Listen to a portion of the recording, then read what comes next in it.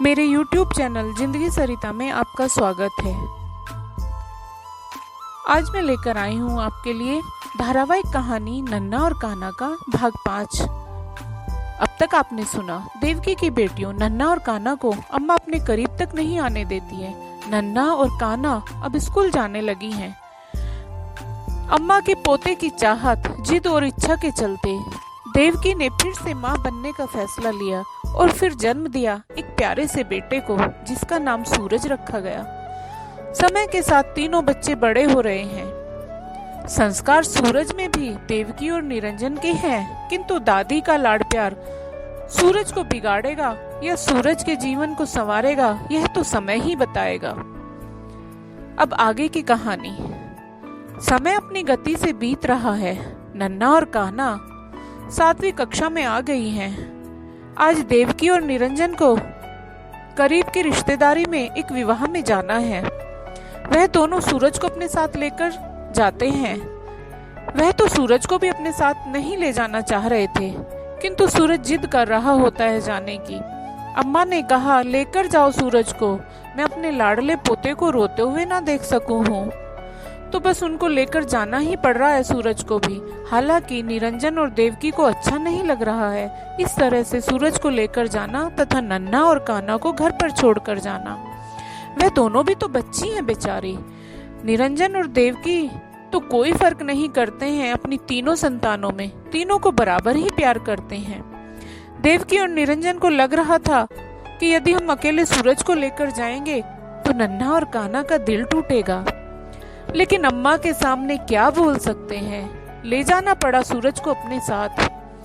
वह तीनों विवाह में चले जाते हैं, घर पर रह जाते हैं नन्हा और कान्हा अपनी दादी के साथ। देवकी और निरंजन को शाम तक वापस घर लौटकर आना था, किंतु रात हो जाती है। वह लौटकर नहीं आते हैं। अब अम्मा को चिंता होने लगी है। जैसे जैसे घड़ी की सुई आगे बढ़ रही है, वैसे वैसे अम्मा की चिंता बढ़ती जाती है। अम्मा निरंजन के मोबाइल पर फोन करे भी तो कैसे, उनको तो फोन मिलाना आता नहीं है। अम्मा फिर नन्हा से फोन मिलवाती हैं, लेकिन निरंजन का मोबाइल कवरेज एरिया से बाहर होता है। रात गहराती जा रही है तथा अम्मा की चिंता बढ़ती जा रही है। रात 12 बजे के करीब कोई घर का बाहर वाला दरवाजा खटखटाता है। अम्मा को नींद तो आती ही नहीं है वैसे भी। वह एक बार खटखटाने पर ही दरवाजे पर पहुंचकर पूछती है, कौन है? तभी उधर से आवाज आती है, अरे ताई मैं हूँ। किसना? दरवाजा खोल तावड़ी। अम्मा बोलती है, अच्छा खोलती हूँ। दरवाजा खोलते ही कृष्णा से अम्मा बोलती है, हाँ रे कृष्णा, बखत देखो तैने, का हो रो है, का लेन आयो या टाइम? कृष्णा बोलता है, ताई तू जल्दी चल, मैं गाड़ी लेके आया, निरंजन और उसकी बहू का एक्सीडेंट हो गया है। अम्मा घबराते हुए और साथ साथ गुस्से के भी भाव है चेहरे पर, कृष्णा से बोलती है, का कह रहो अरे छोरा, तू दिमाग फिर गयो है का तेरो? कृष्णा बोलता है, ताई सही कह रहा हूँ मैं, चल जल्दी, हालत खराब है तेरी बहू और तेरे पोते की। अम्मा की तो जैसे जान ही निकल जाती है सुनकर। अम्मा घबरा कर बोलती, अरे मेरी मैया, का है गयो रे कृष्णा? कृष्णा बोलता है, ताई चल जल्दी, छोरियों को यहीं छोड़, इनके दूरे रहन को मीना बहन जी को बोल के आया हूँ। तभी मीना भी आ जाती है। वह बोलती है, अम्मा आप जाओ जल्दी कृष्णा के साथ, मैं हूँ यहाँ पर। अम्मा कृष्णा को बोलती है, चल रे छोरा जल्दी चल। इन तीनों के बात करने की आवाज के शोर से नन्हा और कान्हा की भी आंख खुल जाती है। वह दोनों भी जाग जाती हैं। दोनों मीना से पूछती हैं, आंटी क्या हुआ? माँ और बाबू को अम्मा क्या बोल रही है? मीना बोलती है, बेटा कुछ नहीं हुआ, तुम दोनों सो जाओ। दोनों लड़की भी सोचती है, पता नहीं क्या हुआ, दादी अम्मा कहाँ गई है? अम्मा हॉस्पिटल में पहुंचती है तो निरंजन पट्टी करवा के वहीं बैठा हुआ है। अम्मा पूछती है, बहू और सूरज कहाँ है? निरंजन बोलता है, अम्मा, उन दोनों की हालत सीरियस है, डॉक्टर इलाज कर रहे हैं, चोट ज्यादा लगी है दोनों को। अम्मा वहीं सिर पकड़कर बैठ जाती है। अरे मेरी मैया, का होगा रो सूरज को, मेरे लाडले को। कुछ देर बाद डॉक्टर आते हैं ऑपरेशन थिएटर से निकलकर तथा निरंजन से बोलते हैं, माफ करना निरंजन जी, हम आपकी पत्नी और बेटे को नहीं बचा पाए। उन दोनों का तब तक खून बहुत बह चुका था जब आप उन दोनों को लेकर यहाँ आए थे। यह सुनते ही अम्मा धाड़े मार के रोने लगती है, विलाप करती है। हाय री मारो पोता, क्यों भेजा था मैंने, अरे मेरा सूरज, मेरे राम जी, यो का कर दियो तुमने। निरंजन भी सिर पकड़कर वहीं बैठ जाता है। कृष्णा उसको संभालता है। गांव के और भी लोग यह खबर सुनकर अस्पताल में पहुंच जाते हैं। अस्पताल की सब फॉर्मेलिटी पूरी करने में सुबह हो जाती है। सुबह सब बड़ी गाड़ी से दोनों के शव को लेकर गांव पहुंचते हैं। गांव में पहले ही खबर पहुंच चुकी है। पूरे गांव में मातम फैला हुआ है। माफ करना दोस्तों, मैं भी कहानी सुनाते हुए भावुक हो गई हूँ। निरंजन वैसे भी गांव के जमींदार का बेटा है। वो तो अपने शौक की वजह से पढ़ लिख कर मास्टर बना। जमींदारों वाली उसमें कोई बात ही नहीं है। बहुत ही नरम स्वभाव का है निरंजन। दोनों बेटियां नन्ना और कान्हा भी बहुत रो रही होती हैं। मीना उनको संभाल रही है। वो दोनों मीना से रो रो कर पूछ रही हैं, मीना आंटी, माँ और सूरज को क्या हुआ, कहाँ है माँ और सूरज, सब लोग क्यों इकट्ठे हो रखे हैं यहाँ, क्या माँ और सूरज भगवान के पास चले गए हैं, बताओ ना मीना आंटी, क्या हुआ, क्या माँ और सूरज अब कभी हमारे पास नहीं आएंगे वापस। मीना की समझ में नहीं आता है कि दोनों को क्या जवाब दे।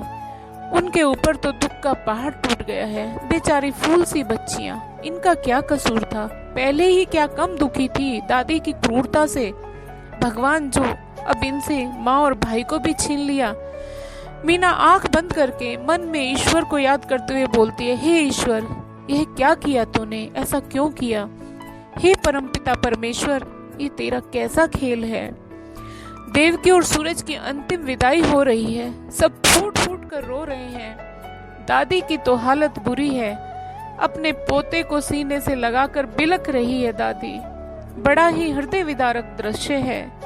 निरंजन तो बिल्कुल चुपचाप है। उसकी तो दुनिया ही लुट गई। कैसे चलेगी अब देवकी के बगैर निरंजन की गृहस्थी। नन्ना और कान्हा को कौन संभालेगा। अभी तो बहुत जरूरत थी नन्ना और कान्हा को माँ की। निरंजन के अंदर जैसे सब कुछ टूट कर बिखर गया हो और उस टूट कर बिखरे हुए ने एक चुभन और बेंतहा दर्द दे दिया हो निरंजन को।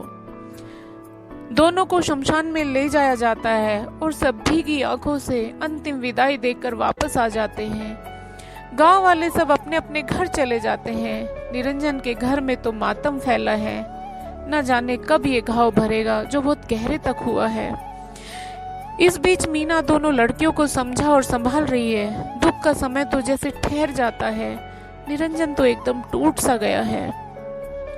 किसी से मिलना जुलना बात करना भी बंद कर दिया। बहुत बड़ा दुख था। पत्नी और बच्चे को खोया था निरंजन ने। समय तो अपनी गति से चल ही रहा था, किंतु इस परिवार के लिए जिंदगी की गाड़ी जैसे थम सी गई थी। समय जैसे ठहर सा गया था। नन्ना और कान्हा एकदम से जैसे बहुत बड़ी हो गई थी। घर के सभी कामकाज दोनों बच्चियों ने संभाल लिए थे। ताऊ ताई ने तो बस औपचारिकता वश किया जो भी किया, तथा वो भी केवल 13वीं तक। अब तो आकर देखते भी नहीं है माँ कैसी है, भाई कैसा है, या बच्चियों ने खाना खाया भी या नहीं। मीना ही अब तक सबके लिए खाने पीने का ख्याल रखती थी, सो उसको भी स्कूल जाना होता है। समय कम ही मिल पाता है मीना को भी। नन्ना और कान्हा ने अपने नन्हे नन्हे हाथों से रोटियां बनानी शुरू की। टेढ़ी मेढ़ी जैसी बनी। दादी और अपने पिता पिता के सामने लेकर गई। पिता की तो यह देखकर आंखें भर आई, किंतु दादी अभी भी वैसी ही दुष्ट। दादी के सामने जब रोटी लेकर गई तो दादी ने थाली दूर फेंकी और बोली, मनहूस कहीं की, कछु नाथ है दोनन पे, घोड़ी की ढाल कूदनो ही आवे है बस। निरंजन को बुरा लगता है माँ का यह बर्ताव अपनी बच्चियों के प्रति, लेकिन क्या करे, कुछ बोल नहीं सकता।